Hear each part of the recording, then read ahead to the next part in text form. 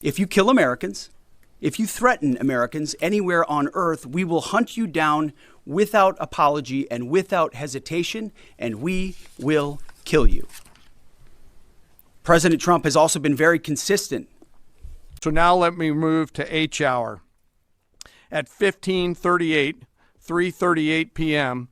on Friday, February 27th, the United States Central Command, through the Secretary of War, received the final go order from President Trump. The president directed, and I quote, "Operation Epic Fury is approved. No aborts. Good luck," close quote. In the region, every element of the joint force made their final preparations. Air defense batteries readied themselves, checking their systems to respond to Iranian attacks. Pilots and crews rehearsed their strike packages for the final time. Air crews began loading their final weapons, and two carrier strike groups began to move towards their launching points. Across the globe, our operations centers came alive in Tampa, Florida, here at the Pentagon, and of course forward in the Central Command AOR. As always, operational security was paramount as we sought to maintain and sustain the element of surprise. This operation was highly classified so that at H hour, the enemy would see one thing: speed, surprise, and violence of action. I mean, the best defense is good offense. And so we're aggressively pushing into that airspace over that southern flank to ensure that we control it and we destroy anything that moves that would attempt to shoot us. Think of it as shooting the archer instead of the arrows. That's where we want to be. And we have the kind of exquisite intelligence to get over the top, find that, and destroy it. Well, good morning. We just finished an update with Admiral Brad Cooper, the CENTCOM commander, across the CENTCOM AOR, our leadership and troops, as you would expect, doing a fantastic job. 2 days ago, under the direction and direct orders of President Donald J. Trump, the Department of War launched Operation Epic Fury, the most lethal, most complex, and most precise aerial operation in history. For 47 long years, the expansionist and Islamist regime in Tehran has waged a savage, one-sided war against America. They didn't always declare it openly, except for their constant chants of death to America. They did it through the blood of our people. Car bombs in Beirut, rocket attacks on our ships, murders at our embassies, roadside bombs in Iraq and Afghanistan, funded and armed by Iranian Quds Force and IRGC killers. My generation of veterans carry the names of brothers who never came home. Brothers butchered by Iranian-backed roadside bombs and well-armed militias, thousands of our own. We didn't start this war, but under President Trump, we are finishing it. Their war on Americans has become our retribution against their Ayatollah and his death cult. It took the 47th president, a fighter who always puts America first, to finally draw the line after 47 years of Iranian belligerence. He reminded the world, as he has time and time again, being an American means something unbreakable. If you kill Americans, if you threaten Americans anywhere on earth, we will hunt you down without apology and without hesitation, and we will kill you. President Trump has also been very consistent. Crazy regimes like Iran, hell-bent on prophetic Islamist delusions, cannot have nuclear weapons. It's common sense. Many have said it, but it takes guts to actually enforce it, and our president has guts. Iran's stubborn and self-evident nuclear pursuits, their targeting of global shipping lanes, and their swelling arsenal of ballistic missiles and killer drones are no longer tolerable risks. Iran was building powerful missiles and drones to create a conventional shield for their nuclear blackmail ambitions. Let me say that again. A conventional shield for their nuclear blackmail ambitions. Our bases, our people, our allies, all in their crosshairs. Iran had a conventional gun to our head as they tried to lie their way to a nuclear bomb. It almost worked under Obama and his terrible deal, but not under this president. Turns out the regime who chanted death to America and death to Israel was gifted death from America and death from Israel. This is not a so-called regime change war, but the regime sure did change, and the world is better off for it. Today, in their desperation, the enemy is unmasked, as Iranian missiles and drones rain down indiscriminately on the hotels, airports, apartments, and other civilian targets of their neighbors. Cowardly terrorist tactics from a regime that for decades has trafficked in cowardly terrorist tactics, lies, death, and destruction to this day. The Iranian leadership has built nothing except proxies and missiles and drones and deeply buried nuclear factories and facilities. Peaceful nuclear ambitions do not need to be buried underneath mountains. Last June, Operation Midnight Hammer obliterated their nuclear program to rubble. Afterward, we told them plainly, that's it, now make a deal. They arrogantly refused. We said, rebuild it, and we'll stop you again, this time far worse. Well, President Trump, Secretary Rubio, Steve Witkoff, Jared Kushner, they bent over backwards for real diplomacy, offering pathway after pathway to peace. I watched it. I was there. They tried over and over and over again earnest attempts at peace.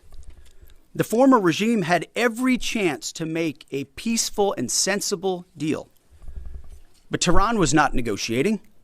They were stalling, buying time to reload their missile stockpiles and restart their nuclear ambitions. Their goal, hold us hostage, threatening to strike our forces. Well, President Trump doesn't play those games. And as Secretary Rubio said after the Maduro raid, if you don't know, now you know. President Trump puts America and Americans first. He doesn't hesitate, and neither do our troops. The mission of Operation Epic Fury is laser-focused. Destroy Iranian offensive missiles, destroy Iranian missile production, destroy their navy and other security infrastructure, and they will never have nuclear weapons. We're hitting them surgically, overwhelmingly, and unapologetically. With every passing day, our capabilities get stronger and Iran's get weaker. We set the terms of this war, from start to finish. Our ambitions are not utopian. They are realistic, scoped to our interests and the defense of our people and our allies. Speaking of people, we hope the Iranian people take advantage of this incredible opportunity. President Trump has been clear, now is your time. To Iranian security forces, choose wisely. President Trump has also been clear about your fate in either direction. To the media outlets and political left screaming endless wars, stop. This is not Iraq. This is not endless. I was there for both. Our generation knows better, and so does this president. He called the last 20 years of nation-building wars dumb, and he's right. This is the opposite. This operation is a clear, devastating, decisive mission. Destroy the missile threat, destroy the Navy, no nukes. Israel has clear missions as well, for which we are grateful. Capable partners, as we've said since the beginning, capable partners are good partners. Unlike so many of our traditional allies who wring their hands and clutch their pearls, hemming and hawing about the use of force. America, regardless of what so-called international institutions say, is unleashing the most lethal and precise air power campaign in history. B-2s, fighters, drones, missiles, and of course, classified effects. All on our terms, with maximum authorities. No stupid rules of engagement, no nation-building quagmire, no democracy-building exercise, no politically correct wars. We fight to win, and we don't waste time or lives. As the president warned, an effort of this scope will include casualties. War is hell, and always will be. A grateful nation honors the 4 Americans we have lost thus far and those injured. the absolute best of America. May we prosecute the remainder of this operation in a manner that honors them. No apologies, no hesitation, epic fury for them and the thousands of Americans before them, taken too soon by Iranian radicals. Before I turn it over to General Kane for the operational update, let me speak straight to you, the Joint Force, our warriors on the front lines. This is your moment. This is the generational turning point America has waited for since 1979, and since the rudderless wars of hubris my generation, our generation, endured. Don't listen to the noise. Just stay focused. Our commander-in-chief is steady at the wheel. We face a determined enemy, but you are better. But we must prove it every single day. History doesn't care if we're tired, if we're scared, or if the fight feels big. It demands warriors who rise anyway. Peace through strength, the warrior ethos, lethality, unity of purpose, those are not slogans. They're the beating heart of what it means to wear the uniform, that uniform. You think clearly under fire, you act decisively in chaos, you uphold the Constitution, and you uphold our country without hesitation. We are not defenders anymore. We are warriors, trained to kill the enemy and break their will. History is watching. Be the force you swore an oath to be, focused, disciplined, lethal, and unbreakable. We will finish this on America First conditions of President Trump's choosing. Nobody else's, as it should be.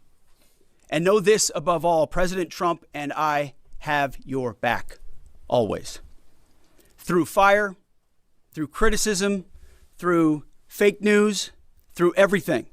We unleash you because you are the best, most powerful, most lethal fighting force the world has ever seen.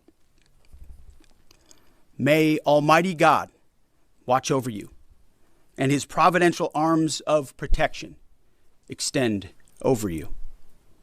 Godspeed, warriors, and keep going. General Kane, over to you. Thank you, Mr. Secretary, and good morning, everyone. The purpose of my portion of the briefing today is to update you and the American people on the actions taken thus far. The briefing will discuss the preparation, the planning, setting the force, the early operations, and how we're assessing the progress thus far.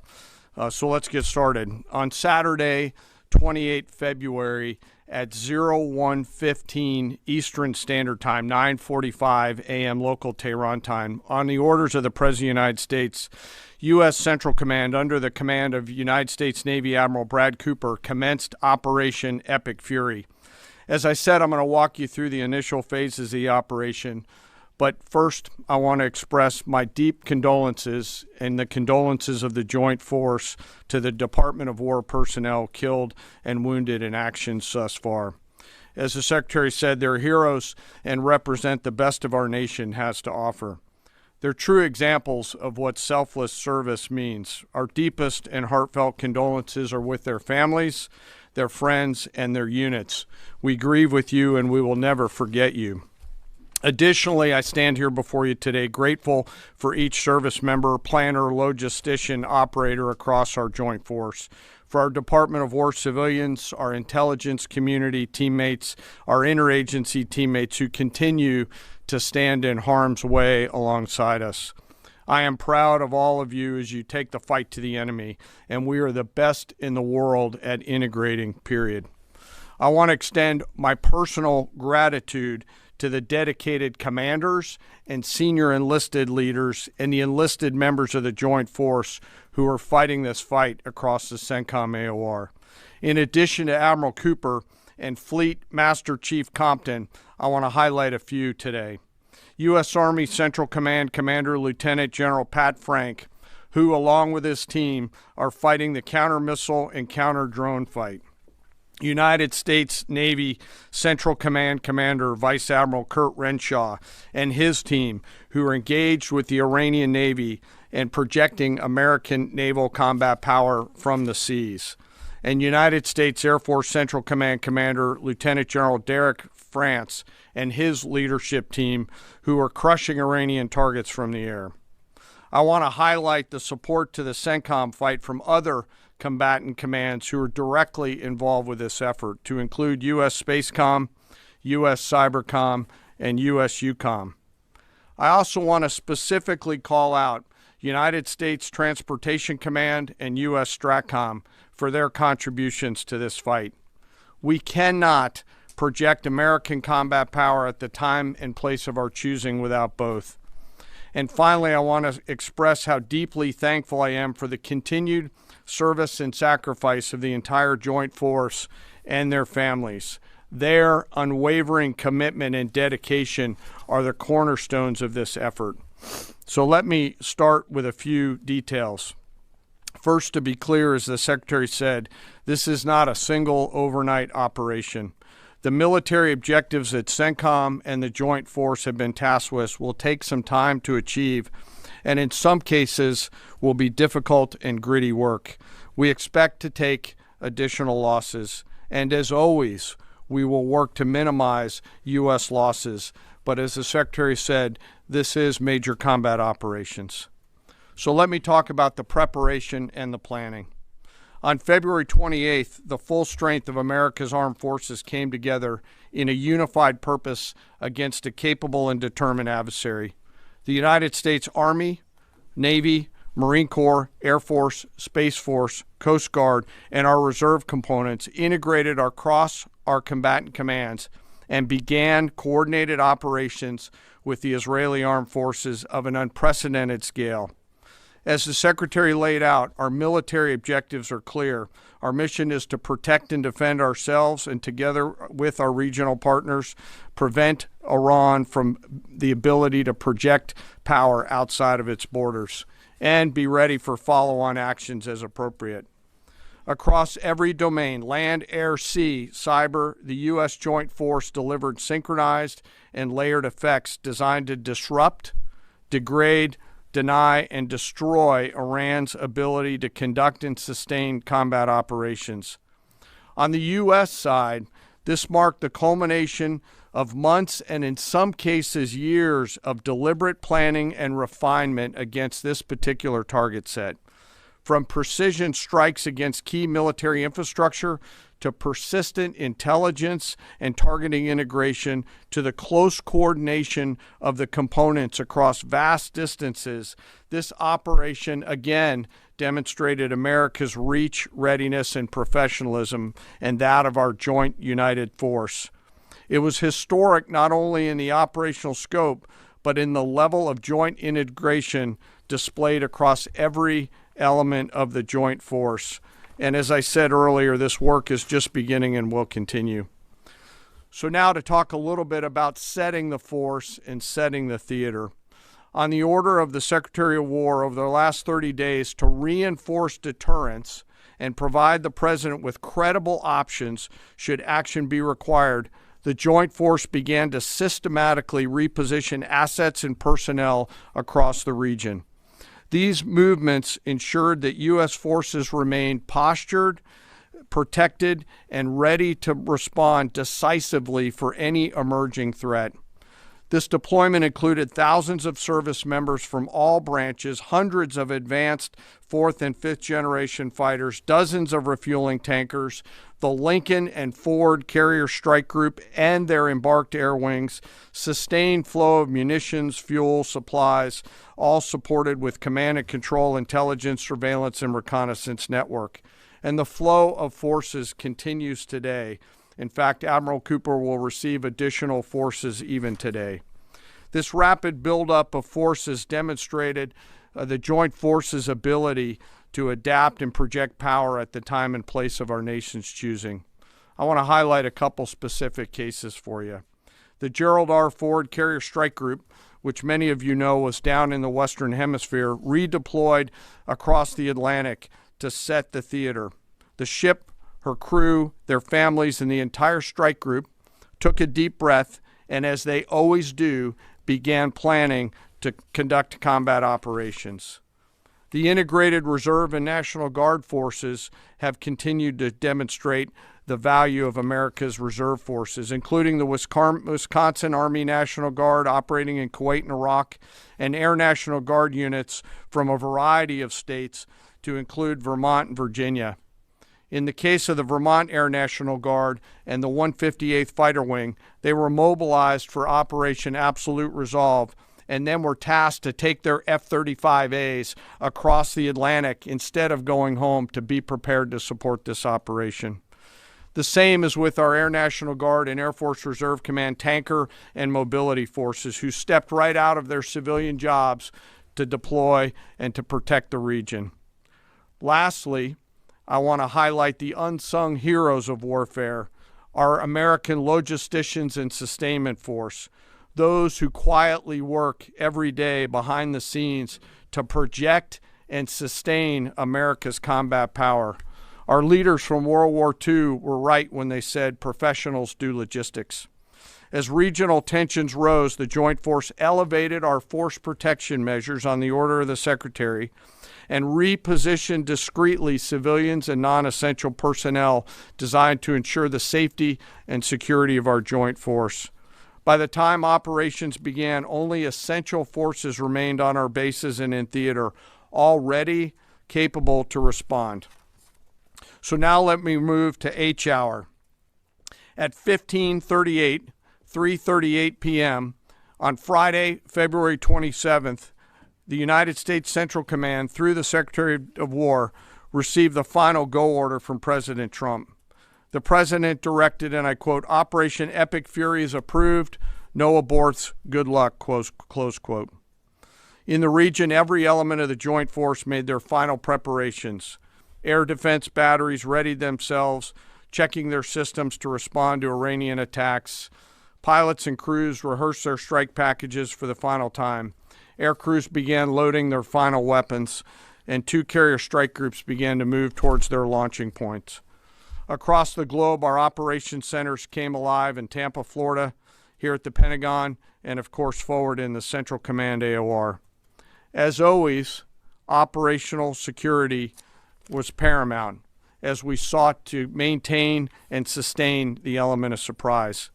This operation was highly classified so that at H hour, the enemy would see one thing: speed, surprise, and violence of action. The first movers were U.S. Cybercom and U.S. Spacecom, layering non-kinetic effects, disrupting and degrading and blinding Iran's ability to see, communicate, and respond. At H hour, the beginning of major combat operations, 01:15 local Eastern Daylight Time, 9:45 local AM Tehran time, as dawn crept up across the Central Command AOR, the skies surged to life. More than 100 aircraft launched from land, sea, fighters, tankers, airborne early warning, electronic attack, bombers from the states, and unmanned platforms, forming a single synchronized wave. This was a daylight strike based on a trigger event conducted by the Israeli Defense Forces, enabled by the U.S. intelligence community. The first shooters at sea were Tomahawks unleashed by the United States Navy, closed in on Iranian naval forces, and began to conduct strikes across the southern flank in Iran. On the ground, forces fired precision standoff weapons, measured, deliberate, precise, and lethal. This was a massive, overwhelming attack across all domains of warfare, striking more than 1,000 targets in the first 24 hours. We are now roughly 57 hours into the operation. In the initial phase, CENTCOM's focus was systematic targeting of Iranians' command and control infrastructure, naval forces, ballistic missile sites, and intelligence infrastructure designed to daze and confuse them. Coordinated space and cyber operations effectively disrupted communications and sensor networks across the area of responsibility, leaving the adversary without the ability to see, coordinate, or respond effectively. The combined impact of these strikes, swift, precise, and overwhelming, has resulted in the establishment of local air superiority. This air superiority will not only enhance the protection of our forces, but also allow them to continue the work over Iran. Over the course of the last 2 days, the Joint Force has launched hundreds of missions from land and sea and delivered tens of thousands of pieces of ordnance. The effort continues to scale. This included American B-2 bombers, which again, similar to Midnight Hammer, flew a 37-hour round-trip sortie from the continental United States, dropping precision, penetrating munitions on Iranian underground facilities across the southern flank and slightly deeper. Additionally, Israel has separately executed hundreds of sorties against hundreds of targets. Beyond Air Force and Navy aircraft strike packages, coordinated salvos of precision standoff weapons from across the region have neutralized hundreds of pre-planned targets. As I mentioned earlier, in support of these kinetic operations, U.S. Cybercom and Spacecom have continuously layered effects to disrupt, disorient, and confuse the enemy. I will note that this operation had several combat firsts, which I'll allow at some point in the future Admiral Cooper to talk about since he owns the AOR. While we've prosecuted a relentless offensive campaign, our defense has been equally important. Across the theater, operations have remained steady and disciplined. Once again, our integrated air and missile defense network is performing exactly as it's intended. U.S. Patriot and THAAD batteries, along with ballistic missile defense-capable Navy destroyers, continue to coordinate and execute intercepts with precision and consistency. I wish that every American could hear the voice communications like I have as these joint operations centers remain calm, focused, and cool while executing under fire over and over again. Collectively, these systems have intercepted hundreds of ballistic missiles targeting U.S. forces, our partners, and regional stability. The threat from one-way attack UAVs has remained persistent. Our systems have proven effective in countering these platforms, engaging targets rapidly. Each intercept represents hundreds of hours of training, readiness, and technology all coming together to work as designed. We will remain vigilant in the counter-UAV fight. And the defense of the region is not ours alone. As the threat grew, our partners surged in beside us. Air defense batteries in Qatar, the UAE, Kuwait, Jordan, and Saudi Arabia joined the fight, proof positive that years of training, trust, and hard-earned integration pay off.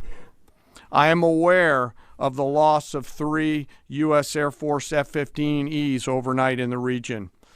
I am grateful for the safety of the crews, and we know that this was not from hostile enemy fire.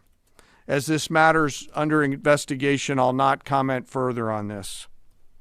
Let me close. Operations will remain active across the theater and across the globe. The U.S. forces are postured not only to maintain pressure, but to respond and adapt as required. Operation Epic Fury stands as a reminder of what the United States military uniquely delivers: the ability to project power on a global scale with speed, surprise, precision, and overwhelming force when and where our nation requires it. What we've demonstrated over the past several days reflects years of investment in readiness, joint integration, and professionalism of the Joint Force. As major combat operations continue across CENTCOM, we remain engaged globally. America's Joint Force retains the credibility, capacity, and flexibility to respond to any contingency anywhere in the world at any time. To those who would test our resolve or threaten the United States, our allies, or our interests, understand clearly we can reach you, we can sustain the fight, and we can scale the fight, and we will prevail.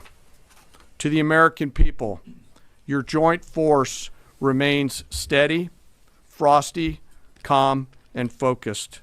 Your service members are trained, disciplined, and determined. We understand the risks of this mission and the weight of the responsibility that we carry. We also recognize that our families also shoulder the burden at home. You are a part of this too. I am proud today, as I am every day, to stand as a member of America's joint force. There is no mission too complex, no distance too great, and no adversary too determined for the men and women who wear our nation's uniform. We mourn our fallen, we honor their families, and we continue our mission with focus, unity, and strength. And now I'm happy to take any questions. Thank you, Mr. Chairman. Right here. Go ahead. Thank you for your time. What percentage of Iranian long-strike capabilities are still in the fight, and what is our exit strategy here, and when will it be deployed? Well, they have long-range strike capabilities, which we are hyper-focused on. The brief we got just this morning, Admiral Cooper knows exactly and precisely what kind of threat matrix he's looking at, the way they might change their techniques, and how we adapt to that. So we're making sure the theater commander has absolutely everything he needs. I mean, one of the things the chairman mentioned is for months and months, even before we built up, we ensured that we had maximum defensive capabilities in theater to allow the president the decision space in the future. So even before this build up in the last 30 days, we discreetly brought defensive assets in to make sure, understanding that there are Iranian capabilities. As far as time frame, I would never hang a time frame from our perspective. The commander-in-chief sets the op tempo and terms of this fight. As I said, it's on his terms. And we'll make sure that Admiral Cooper and his team have everything they need, not just to defend. I mean, the best defense is good offense. And so we're aggressively pushing into that airspace over that southern flank to ensure that we control it and we destroy anything that moves that would attempt to shoot us. Think of it as shooting the archer instead of the arrows. That's where we want to be. And we have the kind of exquisite intelligence to get over the top, find that and destroy it. It won't happen overnight. This is a big battle space with a lot of capabilities. That's part of the reason why it's such a threat to us. That's why I talk about conventional umbrella to blackmail nuclear ambitions. They were building up this conventional arsenal in order to ensure that no one would ever block them from their ability to get nuclear weapons. So we're very clear-eyed about the nature of this Iranian threat, and we're going to get after it. I don't know if you have anything to add to that, Mr. Chairman. Thank you for the question. The only thing I'll add is that unlike an operation, a single operation like Midnight Hammer or Absolute Resolve, it'll take some time for us to conduct battle damage assessment, and the targeting cycle that CENTCOM will run will take those things into effect.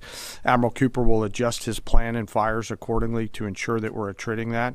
He's focused on long-range strike capability coming out of the enemy, and that's a key and essential part of it. Of the capabilities that still exist from the enemy front? Yeah, that's what I mean when I say we're still doing BDA.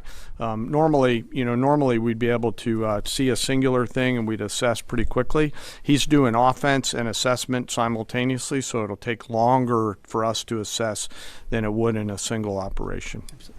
Secretary Hegseth, thank you. Reagan Reese with the Daily Caller. Two questions for you. The president said yesterday in his video message that we will leave Iran when we complete all of our objectives. What are our objectives? And can you share more information on how the soldiers who were killed were killed? Well, I laid out the objectives, as did the chairman. They're completely nested. I mean, Iran has an ability to project power against us and our allies in ways that we can't tolerate. So whether that's ballistic missiles and drones, so offensive capabilities, effectively their Navy, which would attempt to set other terms and impose different costs, drone capabilities, which we laid out there. And ultimately, though, this tying it back to Midnight Hammer, the president has been willing to make a deal. You can't have a nuclear bomb. Radical Islamists can't have a nuclear bomb that they wield against the world. He gave them every single opportunity. Then we precisely took it away. And even then, after that, they didn't have that. They didn't come to the table with a willingness to give it away. So ultimately, those nuclear ambitions, which never ceased, are something that had to be addressed as well. So that's a discrete sense of what's being addressed here to ensure that they can't use that conventional umbrella to continue a pursuit of nuclear ambitions. And then as it pertains to the U.S. casualties, that particular incident was, you have air defenses and the lot's coming in and you hit most of it. And we absolutely do. We have incredible air defenders. Every once in a while you might have one, unfortunately we call it a squirter that makes its way through. And in that particular case, it happened to hit a tactical operations center that was fortified, but these are powerful weapons. So we certainly will do, as I said, moments like that as we remember them and we take care of them and take care of their families only stiffen our resolve to ensure that we do this properly. Thank you. Yep. Right here. Thank you, Secretary Hegseth. I had two questions for you. First, are there currently any American boots on the ground in Iran? No, but we're not going to go into the exercise of what we will or will not do. I think it's one of those fallacies for a long time that this department or presidents or others should tell the American people, this, and our enemies, by the way, here's exactly what we'll do. Here's exactly how long we'll go. Here's exactly how far we'll go. Here's what we're willing to do and not do. It's foolishness. And so President Trump ensures that our enemies understand we'll go as far as we need to go to advance American interests. But we're not dumb about it. You don't have to roll 200,000 people in there and stay for 20 years.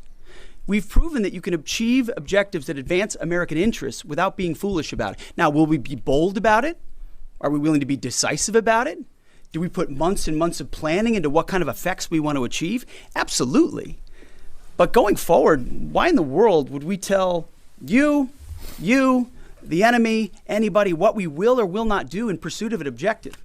We fight to win. We fight to achieve the objectives the President of the United States has laid out. And we will do so unapologetically. Thank you. Is there any significance to Israel carrying out this strike to kill the Ayatollah? And I wanted to know, what was your immediate reaction to finding out about his killing? I think Israel did a great job in the conduct of that operation. President Trump put a 4-week timeline right on here. it. Are you Please. saying that's wrong? Yeah, thank you. You mentioned during the briefing, General Kane, that there would be additional troops sent to the region. Could you say how many troops currently are involved in this operation and how many additional troops are planned to go in this next phase? I don't want to talk specifics because that would tip the enemy off. We have more tactical aviation flowing into theater just based on the time it took to get it out there. I think we're just about where we want to be in terms of total combat capacity and total combat power for Admiral Cooper.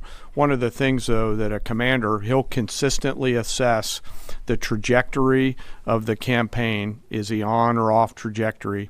And then make an ask of the joint force, which will then develop options for consideration by the Secretary and the President to either increase or in some cases decrease the amount of combat capability that we have over there.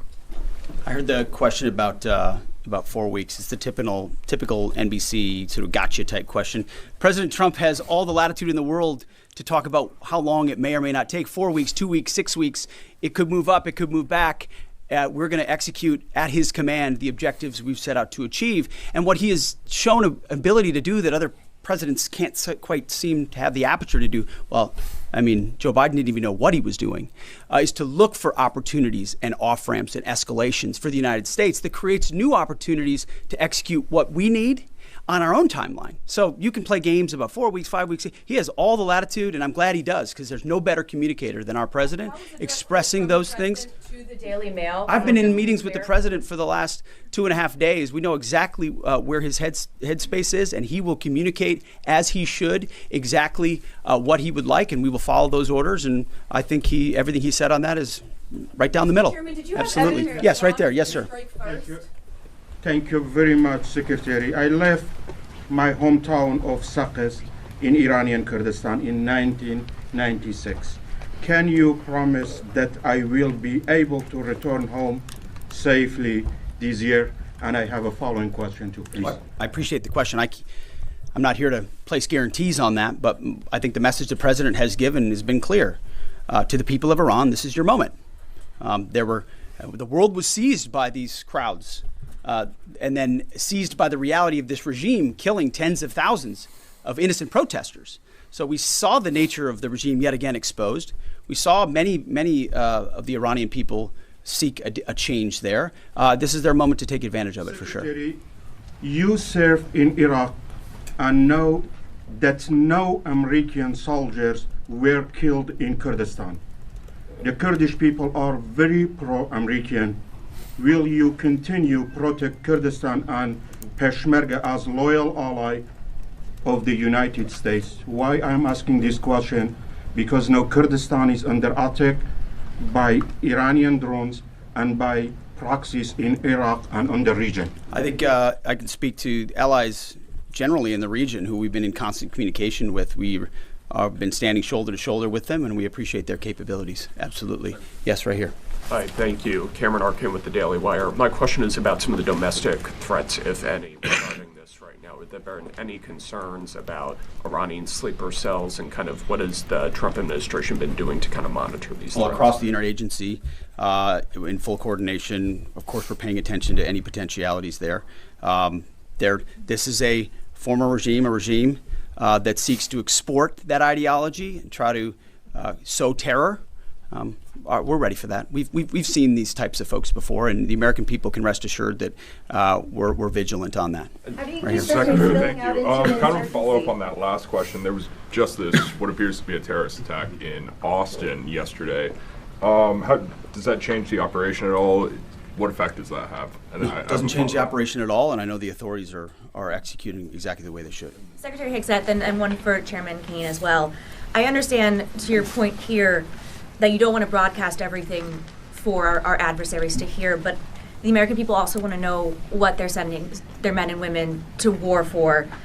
Is there a concern of this spiraling into a longer war? And then one for the chairman when you're done. Did you not hear my remarks?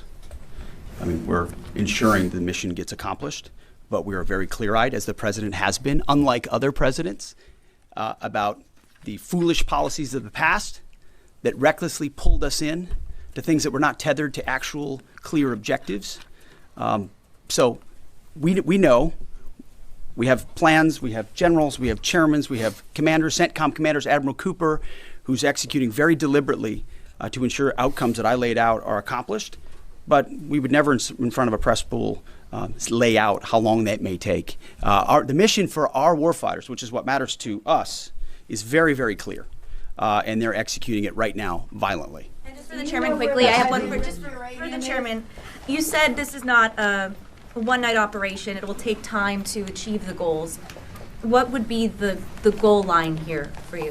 I think the Secretary laid out the military objectives, and that's what we execute against, is the military objectives. Last one right here. Enriched uranium is. Thank you, sir. As you've said, there are a large amount of U.S. service members that are in harm's way right now. What is your prayer for them? First of all, my prayer for them is that I do pray for them. My wife prays for them. Our family prays for them. Our cabinet prays for them. None of this is done on a whim. Having been in their boots, having been in their shoes, having been in their flight suits, I know we think about them with every decision that we make and every recommendation that we make to the President of the United States. Those recommendations are made prayerfully. And when I pray every day for them and for this mission, I pray simply for the biblical wisdom to see what is right and the courage to do it. It's going to take courage to follow through on this. There's going to be a lot of noise, and we pray for that, and we hope all of you do as well. Thank you very much. Appreciate it. Thank you. Going to strike.